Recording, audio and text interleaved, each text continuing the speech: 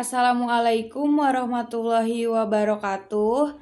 Perkenalkan, nama saya Indah Nurmalasari dengan NIM 112211378. Di sini saya akan menjelaskan pajak bumi dan bangunan. Kalian tahu nggak sih apa itu PBB?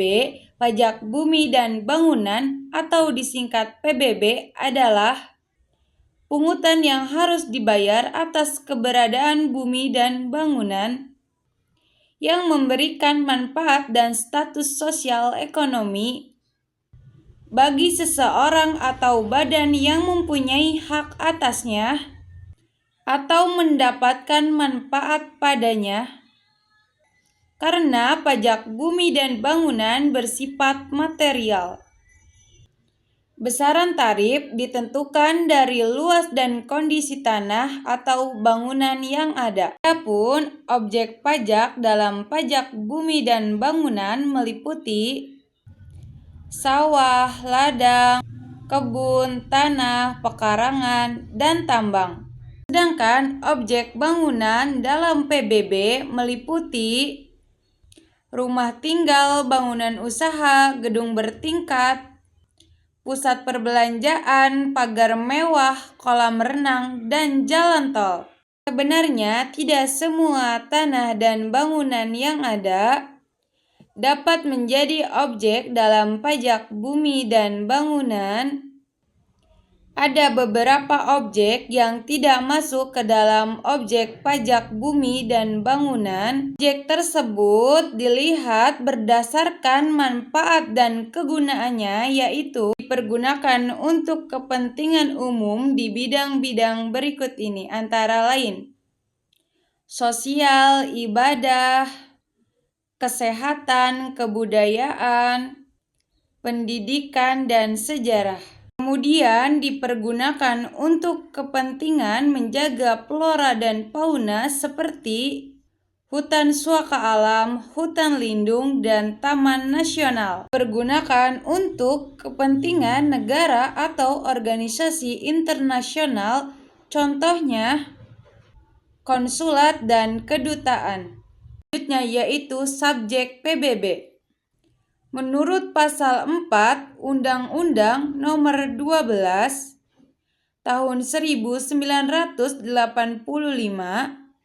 dan Undang-Undang Nomor 12 Tahun 1994 tentang PBB, subjek yang harus membayar pajak bumi dan bangunan adalah orang maupun badan atau organisasi yang memiliki hak atau mendapatkan manfaat atas tanah atau bangunan. Besar pengenalan PBB. Besarnya nilai didasarkan dari NJOP tanah atau bangunan terkait dari NJOP TKP.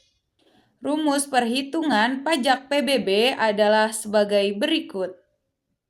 Yang pertama, PBB sama dengan tarif 0,5% dikalikan dengan nilai jual kena pajak atau dengan NJKP. Kemudian rumus yang kedua adalah persentase NJKP 40% dikalikan nilai jual objek pajak atau NJOP dikurang dengan NJOP TKP. Selanjutnya, bagaimana sih cara pembayaran pajak bumi dan bangunan? Ini adalah langkah-langkah kita bagaimana sih kita mau melakukan pembayaran pajak. Step pertama yaitu kita datang ke tempat untuk melakukan transaksi. Tempatnya di sini bisa bank, kantor pos, atau bisa juga kelurahan setempat.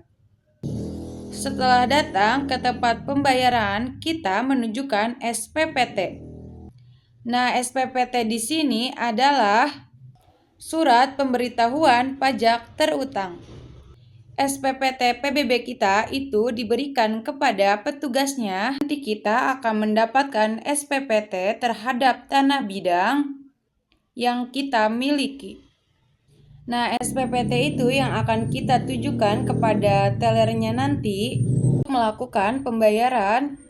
Nah, setelah kita tunjukkan kepada teller, apakah wajib berbentuk fisik SPPT-nya?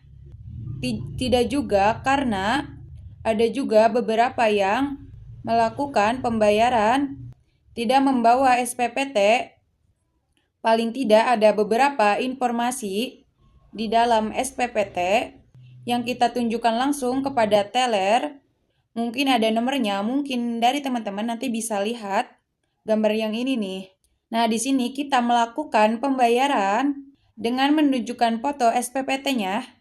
Setelah menunjukkan SPPT, kita melakukan pembayaran sejumlah yang ada di SPPT-nya. Setelah melakukan pembayaran, kita akan mendapatkan surat tanda terima setoran atau biasa dikenal sebagai SPTS. Sangat gampang sekali bukan untuk melakukan pembayaran PBB? Jadi teman-teman, ketika kita sudah mulai memiliki sebuah aset properti, ada beberapa lini yang kalian harus mulai mempelajari, itu terutama bagian pajak dan surat administrasinya. Nah, bagaimana kita yang tidak punya waktu nih untuk melakukan pembayaran langsung ke teller, yang lagi sibuk atau yang gak deket sama properti kita? Kita juga bisa melakukan pembayaran secara online. Pertama, fasilitas perbankan seperti ATM Bank. Datang ke ATM bisa nih, serta internet banking dan M-banking.